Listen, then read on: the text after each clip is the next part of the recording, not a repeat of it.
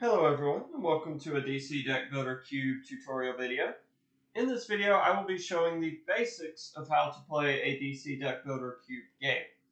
You may notice some differences between this and what I explained here and the cube you play in.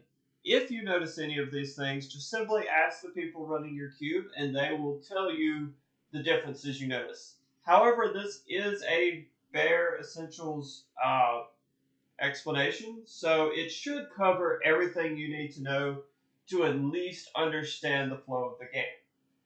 Note, this is a video explaining the basics, so there are set mechanics that are specific to those sets. They will be getting their own individual videos explaining how those work. This is just the core mechanics of the game itself. I do want to apologize for the quality of this video. Normally I will have pop-ups better showing the text on cards. However, for this, I wanted to show the flow of the game and things like that. So I will not be having the pop-ups because I will be just showing a lot of things and it'll be hard to keep up with. However, if I feel like it is important to show the text of a card, I will try to put it in frame as close as possible so that you can see what the card says. Again, I apologize for the quality of the video. And also, this is going to be a long-winded video. I'm not going to do any starts or edits or anything like that. So, if I have to stop to take a drink or if I mess up, I do apologize for that. With all of that out of the way, let's begin. So DC Deck Builder is a game based off of the DC comics. It is a deck building game where you will take the cards that you were given at the beginning of the game, you will add cards to your deck in order to make it better, and then ultimately at the end try to have the highest point total. Your point total is determined by your victory points.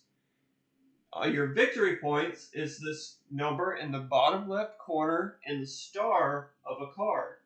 If you'll notice, this is a starter card. Its number is 0. So it will not add anything to your victory points at the end of the game. In order to get cards with victory points in your deck, you have to buy them. In order to buy them, you have to pay the card's cost. The cost is going to be this number in the bottom right corner in this big circle. In the case of a starter card, its number is 0 because it will be a card in your deck at the beginning, therefore you have no need to buy the card. Once you have bought the card, you will not have to pay the cost again in order to play the card.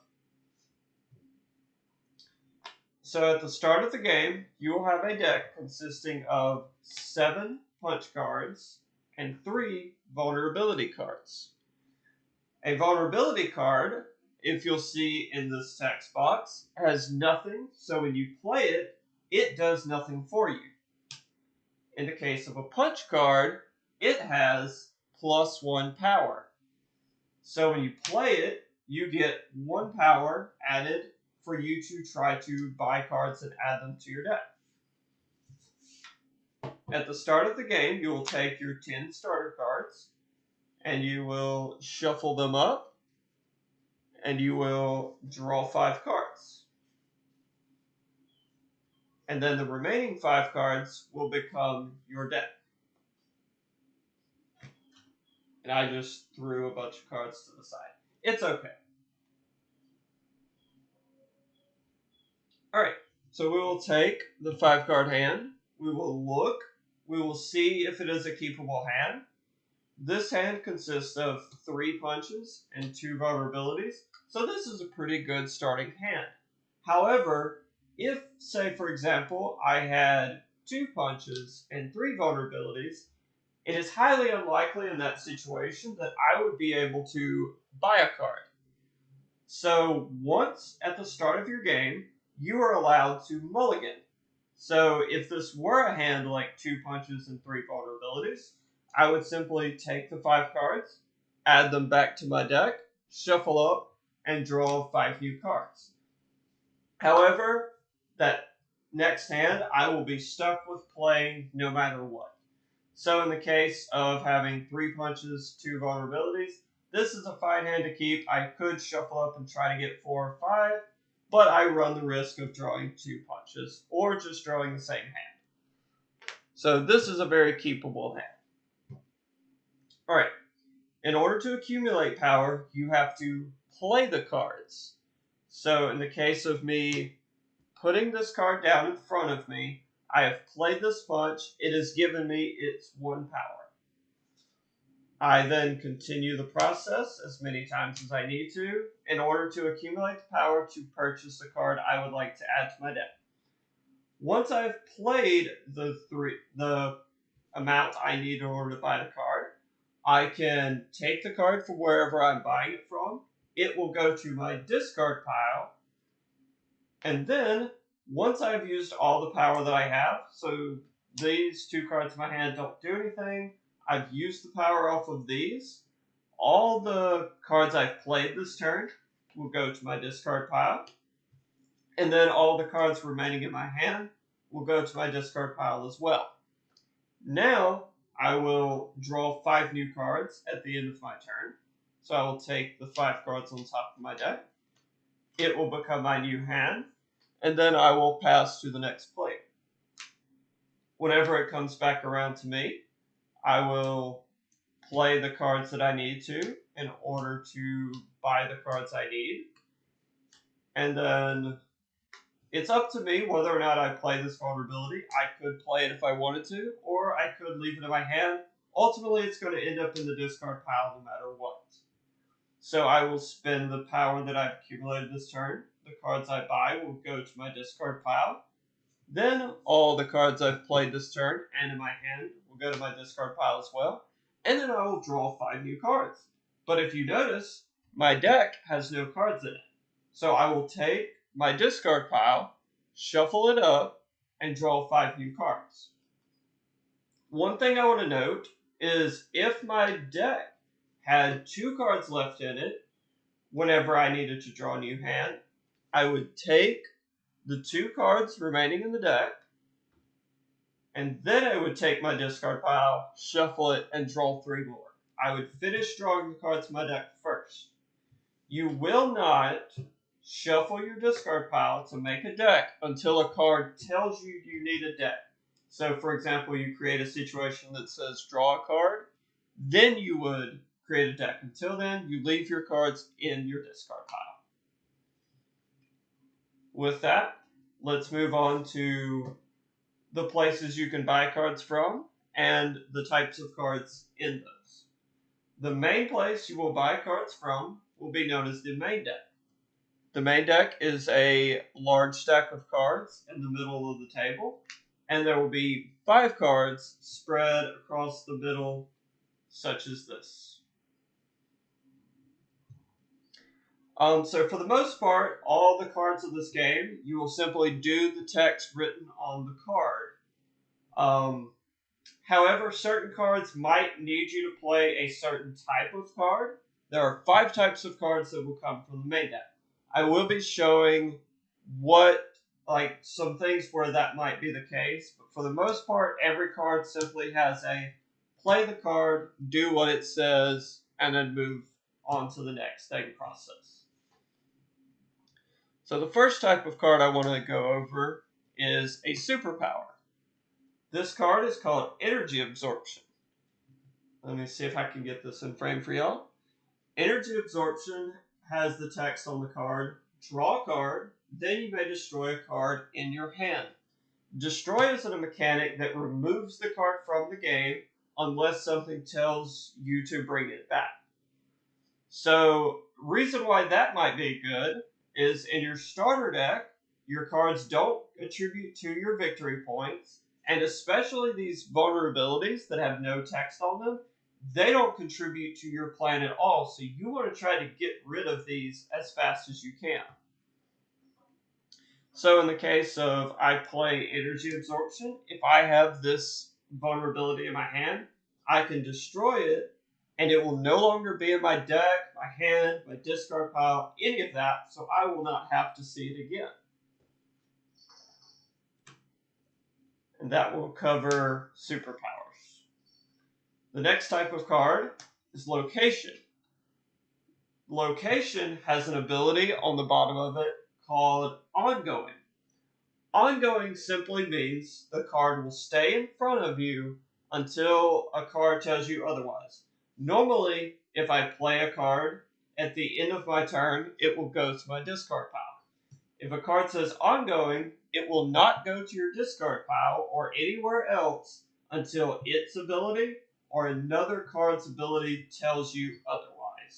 So once I've played this card, it will stay in front of me until something makes it go somewhere else.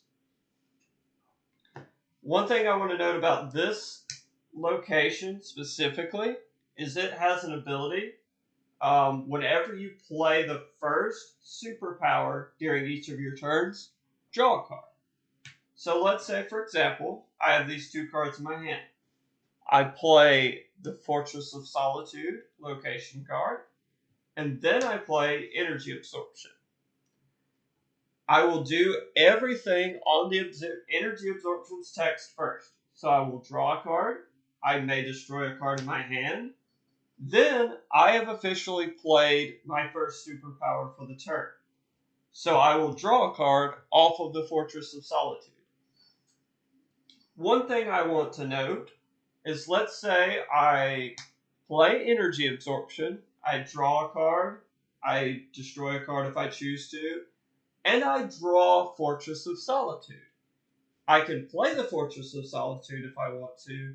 However, if I were to play another superpower, I would not draw off of the Fortress of Solitude due to it not being the first superpower I played this turn, because the Energy Absorption was technically the first card I played this turn. However, the Fortress of Solitude will stay in play, and the next turn, the first superpower I play will draw me an additional card. Give me just a second.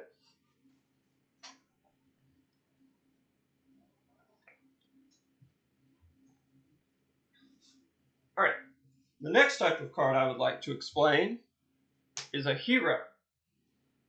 This hero, Solstice, has the text +1 power, and then it has additional text: if you control a superpower, draw a card.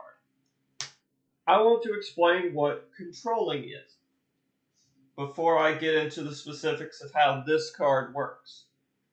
Controlling is any card that I've played this turn or any ongoing cards. Control is not cards in your discard pile, in your deck, or your hand. It is only cards you have played this turn and ongoing cards you have. So let's give a couple of examples. So let's say I have Energy Absorption and Solstice in my hands. Solstice is if you control a superpower, you draw an additional card. So I've played Energy Absorption this turn. I've gone through the full process of playing the card. I now control it until it goes to my discard pile. If I play Solstice afterwards, I will get +1 power, and then I will draw an additional card because I control a superpower. Let's do that in the opposite order. I play Solstice, I get +1 power. I don't currently control a superpower. Therefore, I will not draw a card. If I play the Energy Absorption afterwards, I do what Energy Absorption says. I do not come back to the Solstice effect this turn because the card has already resolved its abilities. Notably, let's, just for the sake of this example, say this Fortress of Solitude was the superpower, and I played it on a previous turn. I still control this card, so if the card tells me to draw, I would draw from that effect, because I do control it at that point.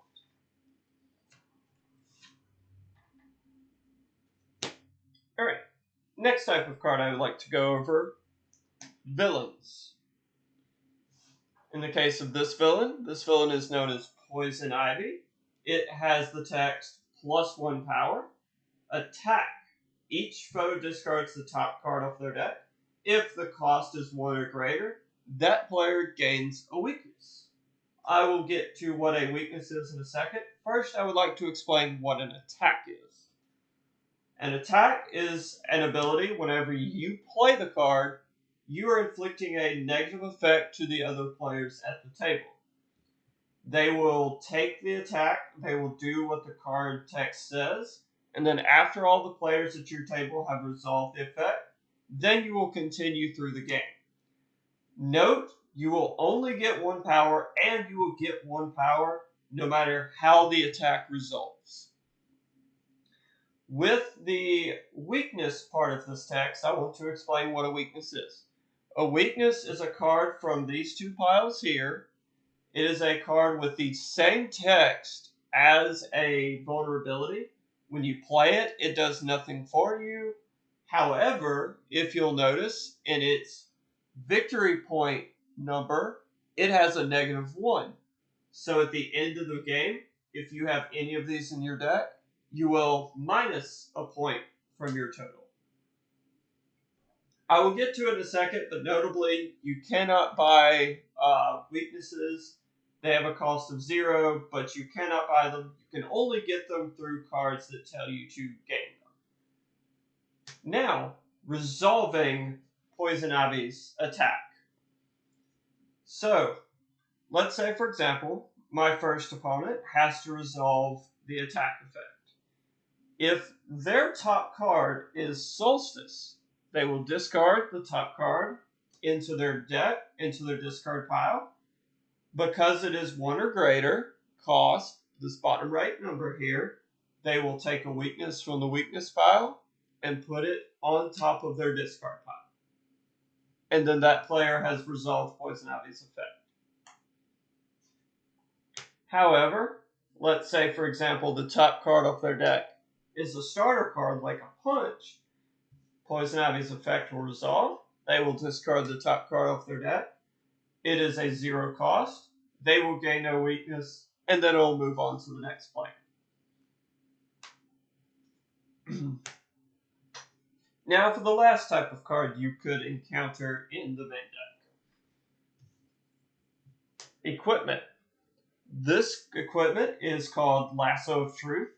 It has the text +1 power. It also has the text defense. You may discard this card to avoid an attack. If you do, draw a card. So first of all, I want to explain playing the card. If you play the card during your turn, you will get +1 power, and you will ignore the defense text because you are currently not being attacked. However, in the case of Lasso of Truth, it says for you to discard the card in order to avoid the attack. So let's say one of your other opponents played Poison Ivy, and you had Lasso of Truth in your hand. You may do what the text after defense says in order to avoid the attack. So I'm going to use Lasso of Truth as an example. So my opponent has attacked me with Poison Ivy. I would simply put this card into my discard pile and then draw another card, and I get to avoid Poison Ivy's attack effect. However, I discarded this card. I did not play it, so I do not get any power off of this card. Most defenses will replace themselves in the example you saw there. However, just do what the card says after the text and you'll be fine. So that is the different types of cards you can get. As I said before, they will be spread throughout the lineup, such as this. And this is the main place where you will be buying cards from. I want to show how you will replace cards in the lineup. So let's say, for example, I've played my cards and I've accumulated 3 power worth of cards. And let's say I want Poison Ivy. I will take Poison Ivy from the lineup. I will put it in my discard pile. All the cards will stay here until my turn is finished. Then all the cards I played will go on top of Poison Ivy in my discard pile. Then all the cards in my hand will go to my discard pile. I will draw 5 cards, however I need to do that. Before it moves to the next player's turn, we will take the card here we will move it to the left in the lineup, and then we will take the top card off the main deck and put it into the lineup, and then the next player may start their turn. One last thing with the lineup. If, for example, I buy a card from another location, or I could not purchase a card from the lineup, the furthest card on the left, or the furthest card away from the main deck, however you've got your board set up, will go on the bottom of the deck. So we'll take this card on the far left here. We will put it on the bottom of the main deck. And now we have to replace it. So we will shift all the cards over that were in the lineup before. And then we'll take the top card off the main deck and put it into the lineup. This prevents the board from getting to where there's too many high-cost cards and people can't afford things. However, as long as cards are being bought, new cards will show up, and ultimately the game should continue.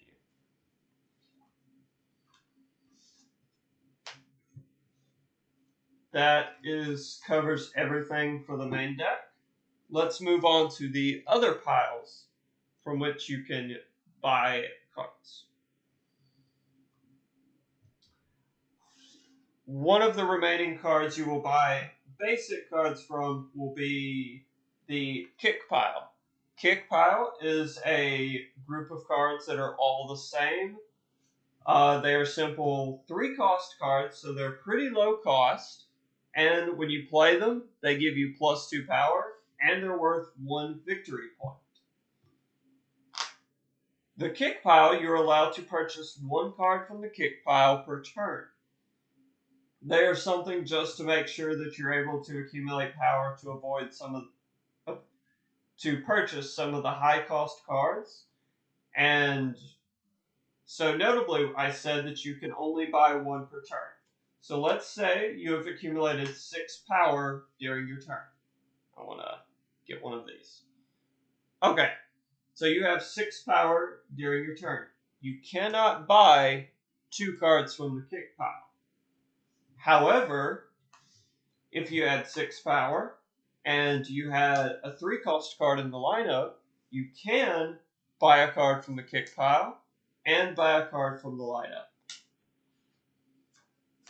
Notably, you can buy as many cards from the lineup as you can afford. However, with kicks, it is limited to that 1. The next pile you have are the 2 weakness piles. There is a reason for the 2 weakness piles. I will be covering that later in this video, but for the most part, you will only be getting cards from these piles if cards tell you to gain them. Now for the last pile of cards you can get cards from. It is known as the ball stack. Ball stack is going to consist of 5 cards that are going to be selected before the game starts. This is going to be the main way for a game to end. I will explain another way the game can end in a second, but for the most part, this is going to be the way the game ends. So at the beginning of the game, you will start with 1 of the boss cards face up, and the other 4 will remain face down. Boss cards are a very high VP count card. In the case of your starter one, it's generally going to be worth 4 VPs. However, its cost is going to be drastically more expensive than most cards in the deck. In this card's case, it says 8, so it would cost you 8 to buy. In a normal game of DC Deck Builder Cube, the boss stack will be worth 2 additional cost in order to buy it. So you'll want some kind of icon that tells you and is a reminder that the bosses cost more. We at our store use this little token here telling us to do that. So the boss costs extra. There will be an explanation for why for that later when I get to your last type of card I really need to explain in this video. But for the most part, they play the same otherwise. Once somebody buys the boss, it will go to the discard pile of that player. That player will continue on their turn, ending it as normal. They will draw their 5 cards. Then, much like with the lineup, the stack needs to be replaced. So as soon as the player proceeds to moving to the next player's turn, you will flip over the next card on the boss stack. Bosses have this distinct ability known as first appearance attack.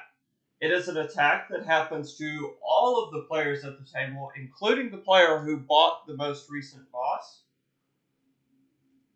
So you will deal with that attack, and it will go in the turn order, starting with the player whose turn it was next. So you will do the attack process like you normally would. You get the opportunity to defend, and then after all the players at the table have dealt with it, the next player will start their turn, and the first appearance attacks will not come up the rest of the game. So, I said this is the main way for the game to end. The simple case of how that works is once the last boss is bought, every player will get one more turn cycle, and then the game will end. Notably, how that works is you want all the players to end with an even number of turns. So let's say, for example, we have our last boss here. All these others have been bought, and I was the player who went first. I buy the boss. I draw my new hand. I will not be getting another turn the rest of the game. However, the other players at the table will. Let's say on the other end of it, we have the boss here in the stack. The player who went last buys the final boss. At that point, the game is over because the last player in turn order bought the final boss.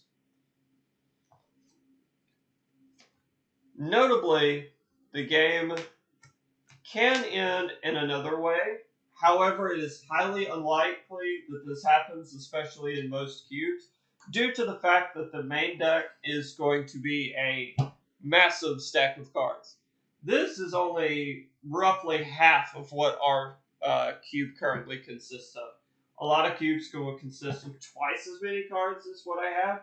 Some cubes might actually consist of less, therefore making it a little more possible that this is the case. So, if the main deck, for whatever reason, cannot replace the 5 cards in the lineup, the game ends at that point. Again, I said it is a highly unlikely case. That will be true for most cubes you play in.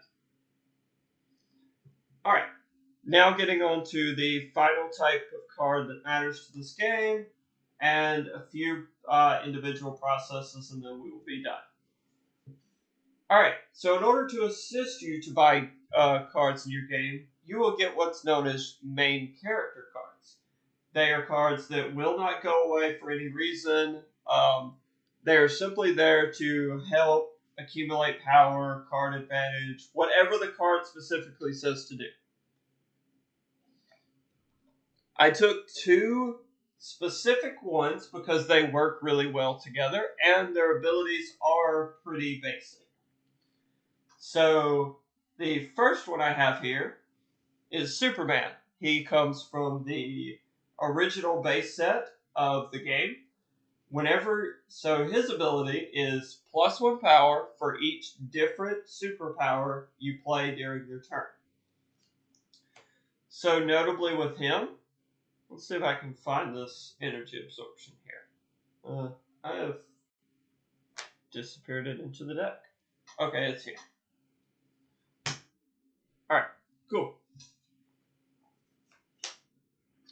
So, with Superman, if I play this energy absorption, I finish its effect, and then, because I've played a superpower, I get 1 power to use during my turn due to my main character's ability. I do want to note, however, it does say for each different superpower you play this turn. So let's say you have 2 kicks in your hand. I play the kick, I get the 2 power off of this kick, I get 1 power off of Superman. Then I play another kick. I get 2 power off the kick, but I've already played a superpower, therefore I will not get Superman's ability again. However, if I do this, for example, so I've resolved both of these cards, I get 1 power off of each.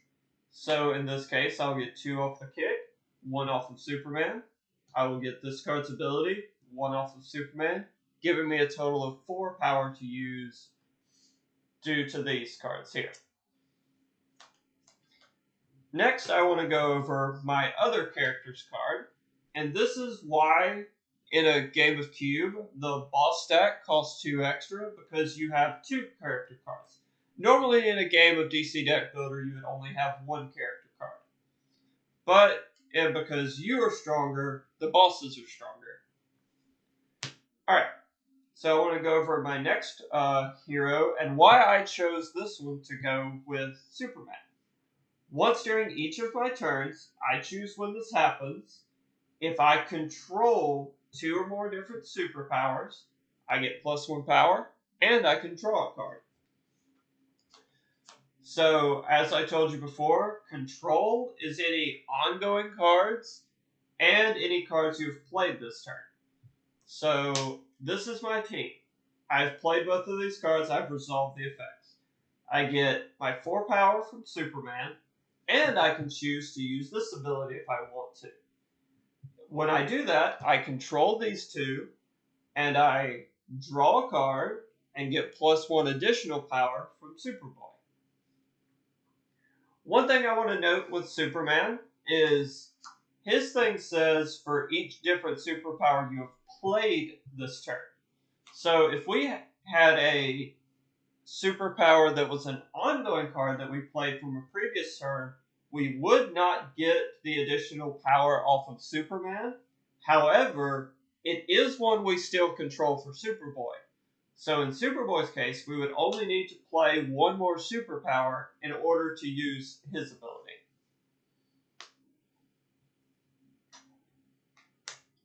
And these are simply cards you just keep off to the side, but make sure you remember they're there because they are very vital to you being able to win the game.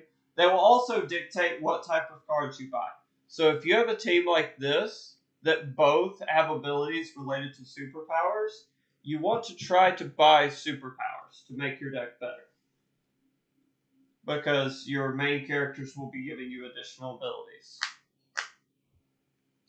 Alright, so how you get your team will be determined at the beginning of the game, known as this thing as the draft. In most cubes, your main characters will be assigned point totals. Let's get these separated right quick, and I will tell y'all. So, characters are assigned a cost based on how good the cards typically are. In the case of Superboy and Superman, they have a 3. The cost is going to be on a scale of 1 to 6. There really aren't any cards that cost 6, but I just have to mention that because it is important. Come on, where are my ones at? There we go. Alright. So, you have cards that are on the scale of 1 to 6, and you get 6 points to make your team. So at the start of the game, you and all the other players will roll, and whoever gets the highest roll will determine whether they want to play first or draft first. You will draft in the opposite order you play. So normally you play the game in a clockwise order. You will draft counterclockwise. So let's say, for example, the player in the bottom left corner decided to go first. The player to their right will be the first one to draft, and then this player, and then this player, and then it comes back to them. The way the draft process works is you will go through the tier rankings from the lowest to the highest. So I'm this player, I will be looking through the 1 stack. I will take 1 character from the 1s if I choose to, or I can pass. Once I have passed, I cannot pick a card from the pile I have passed. So if I had the option to pick a 1, and then it went around the table, and a character I want got left in the stack, I cannot get it because I've already passed on the 1s. However, let's say I do take a 1.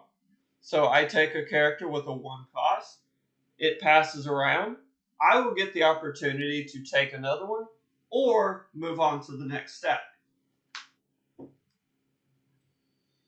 And then once everybody is finished drafting all of the 1s they want, the 1 stack will be turned over and you will not return to it the rest of the draft. Next, we will move on to the 2s. Process will repeat. Once everybody's done with 2s, we're done with that, and so on and so forth until we have done all the stacks, or all the players have accumulated the most points they can worth of characters. Notably, if I choose not to take a 1, I take a 2, and then I decide to take a 3, I will have 5 points. However, my only availables are 3, 4, and 5s. I will not be taking another character, so make sure to plan ahead on what kind of teams you want to get throughout the game. And notably, if you, for example, take a 2 and a 4, you will not be able to be eligible for the draft for the 5s.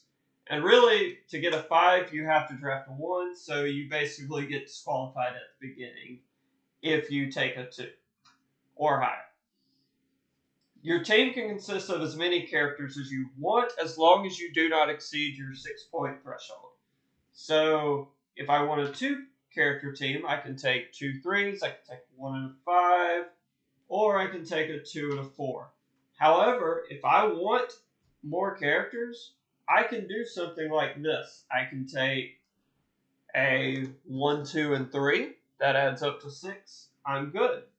I could even, if I were crazy enough, I could take 6 1s and have 6 characters in my team and have just abilities triggering everywhere left and right.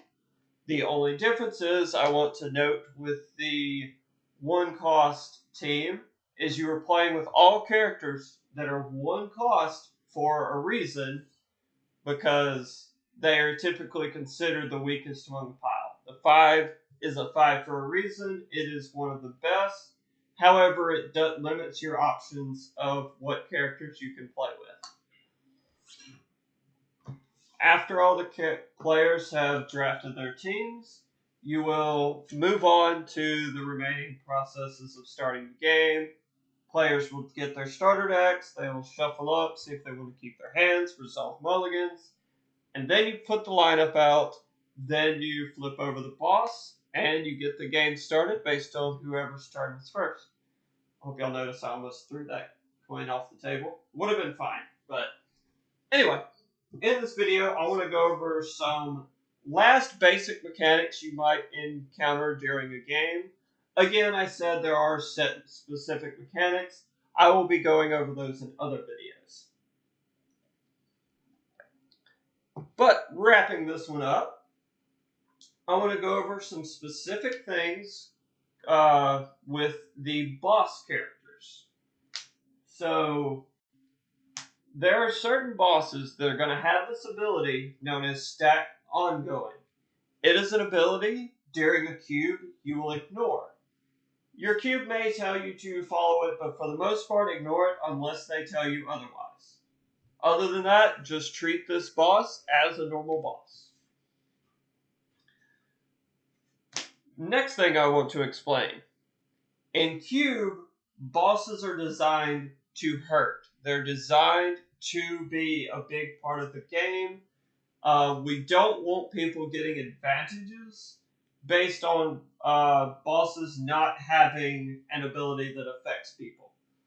These 2 cards will explain what happens in a situation where bosses don't hurt somebody and what happens afterwards. So normally, on a first appearance attack, you do the negative cost of the card, and then you move on. However, and this only applies to the bosses, this does not apply to attacks that come from other players. So in the case of this boss, Jessie Quick, her first appearance attack is each player destroys the top card of their deck. However, if you'll remember, destroying starters, destroying weaknesses are good things for your deck. So in the case of Jessie Quick, if she destroys a card with a cost 1 or greater, you move on. If you couldn't defend it, you destroyed the card off your deck, it costs 1 or greater, you move on, nothing else happens to you. However, if Jessie Quick destroys a 0 cost card off the top of your deck, you will gain a weakness from it, because bosses are meant to hurt the player. Next, I'll move on to the other type of situation. There may be several situations and specific cards, but these two cards should cover the areas in which bosses may have an additional ability due to them not having an effect on a certain player. This boss, the Calculator, his first appearance attack reads, each player discards all cards with cost 5 or greater from their hand. So if you do not defend against this attack, and your hand does not consist of any cards with cost 5 or greater, first you will show your hand to the whole table, proving that you don't have any cards with cost 5 or greater, and you will gain a weakness because you did not discard any cards. However, if you discarded a card, you do not gain the weakness, you just simply lost a really good card from your hand into your discard pile. So with that, I tell you, if you buy a boss, be careful because something bad's going to happen on the other side of it. Alright, so there is an additional way to get cards. It is known as gaining cards. Most of the time you're going to get cards through accumulating power and paying for a card. However, there is an ability known as gaining, which is different than buying. You're using a card's ability in order to add a card from wherever to your deck. So in the case of this card, Silent Armor, I'm going to read off what it says. I will try to put it in frame for a second. Hopefully this card is readable. But anyway, I will continue on with what the card says. So first of all, the card says, draw a card. Then it has a whole paragraph of text. You may discard an ongoing card you control. If you do, gain the top card off the main deck and put it into your hand. So you will be getting the draw effect no matter what. However, if you have an ongoing card, you can put it into your discard pile in order to gain the top card off the main deck. And in this card's case, it tells you to put it straight into your hand, meaning you can play it that turn. Some cards that tell you to gain cards will simply say gain it. If that's the case, you will put it into your discard pile as if you bought it. Notably, one thing about gaining, any of the situations I've said before where you're limited to a certain number of cards do not apply to gaining. So, say for example, a card tells me to gain a kick. I will simply take the kick, put it in my discard pile. I did not buy a kick that turn, meaning I can purchase a kick for my 1 kick for that turn. One rule I did skip over with bosses, and I do apologize, this is a long video to go over. If you buy the boss, you cannot have purchased any cards before it, and you cannot buy any cards after you buy the boss. So if I have bought a kick, or if I've bought a card from the lineup, I cannot buy the boss. If I bought the boss, I cannot buy any additional cards.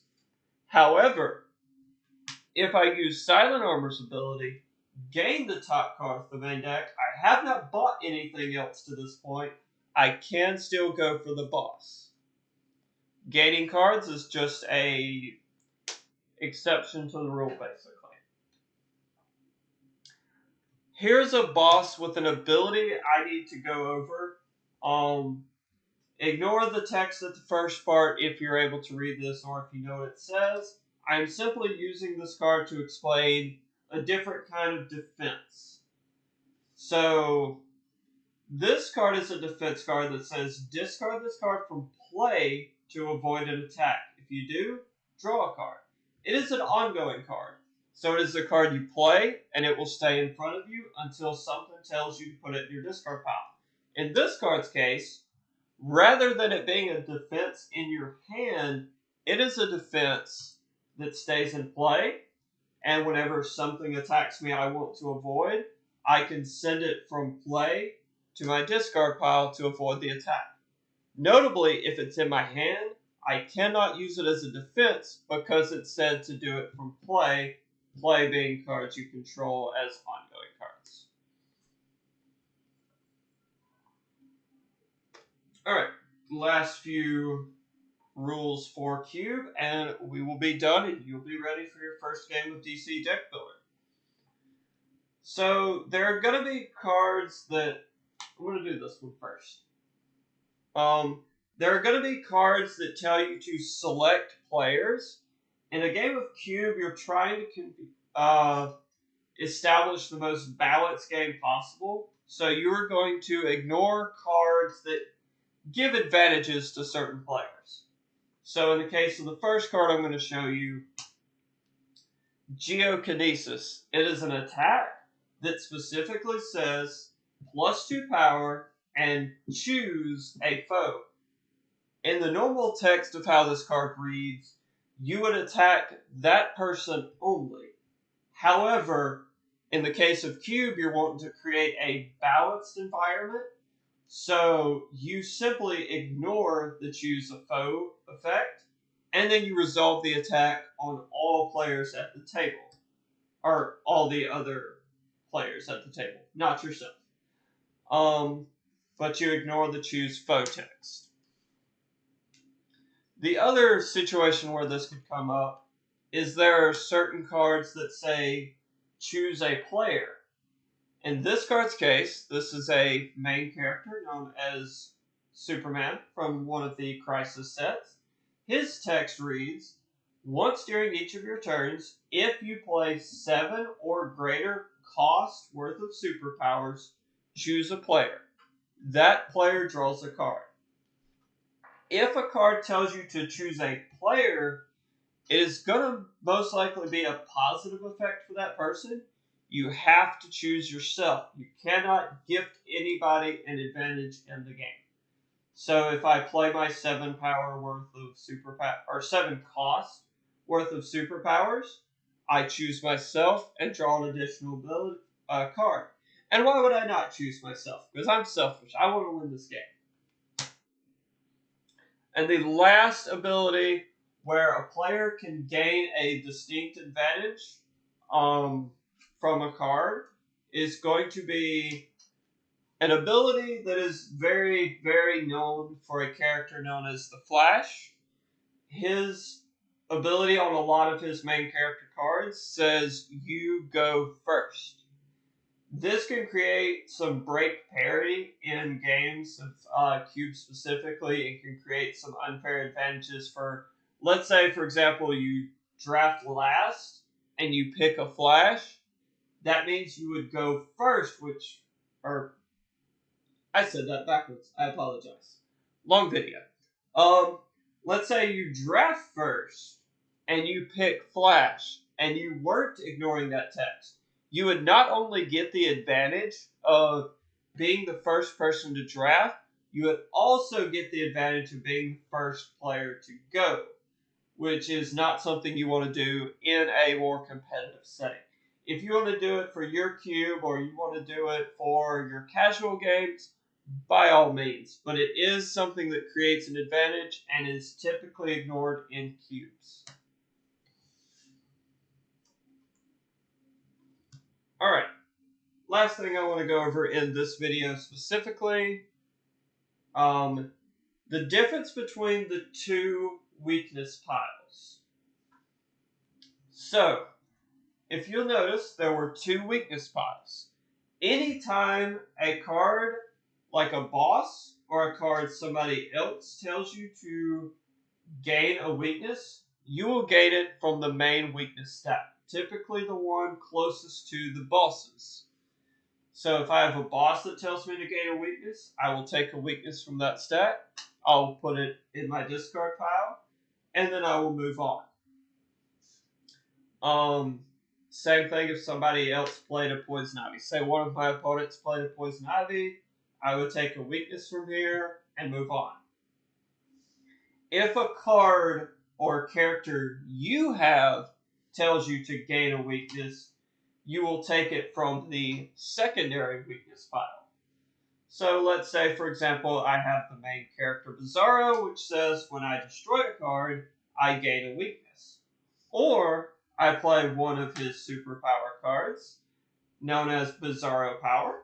It says +4 power and gain a weakness. And it has attack, each foe gains a weakness. This is a great card to explain the difference between where the weaknesses come from. So I play this card, I resolve this ability first. So I go +4 power and gain a weakness. I will take a weakness from the secondary weakness pile and put it in my discard pile. Now I'm attacking the other players at the table. They, if they cannot defend against it, will gain weaknesses from the primary weakness pile. Last thing to cover about the weakness piles, that is everything as far as that goes. If the primary weakness pile ever runs out, and it is going to consist of 20 weakness cards. If the primary weakness pile runs out of cards, but the secondary one is not out of cards, and I am attacked by a boss, I will gain cards from the secondary weakness stack. However, if the primary stack is out of cards, and one of my opponent gives me a weakness, I will not be gaining any more weaknesses. Once the primary is out, players cannot gain weaknesses from each other. They can only gain cards from cards they play or bosses. With that, that should conclude everything you need to know to get involved in your first DC deck builder draft. We'll just stack these up in the corner because I want to show a few things. We'll have a few minutes left to keep this from going into being a full hour video. This should teach you everything you need to know to play a game of DC Deck Builder Cube. Again, as I said, there may be some exceptions. Just please consult the people running your cube. If you need some questions for that, please feel free to leave something in the comments. Or you could go to the DC Deck Builder website. From there, they have different things that will tell you specific rulings. Or you can find the Discord group on that page, and they will certainly help you there as well. Last thing I want to mention, DC Deck Builder is a game that's been going on for 10 plus years. I've been playing this game forever, which is going to be funny given one of the products I'm going to show you. You can get these through base sets, which are the main way to get cards. This will come with everything you need in order to play a game of DC Deck Builder, even if it's not going to be the best for a cube because it may have only like 7 or so heroes or main character cards. So it might be difficult to run a cube game, but you can at least get a basic game in with these. They also have supplementary sets, like these, for example. One thing I want to note with this is a collection of supplementary sets. So these are 3 small sets to expand my game and make it better. These are really great for helping build your cube. And, of course, your cube consists of what you are able to get, what your store is able to get, or what they have. With that, I'm going to wrap up this video. And again, if you have any questions, feel free to throw them in the comments. If I can't personally answer them, I will put you in the direction of somebody who can. With that, I hope you're able to get some games of DC Deck Builder and enjoy the rest of your day.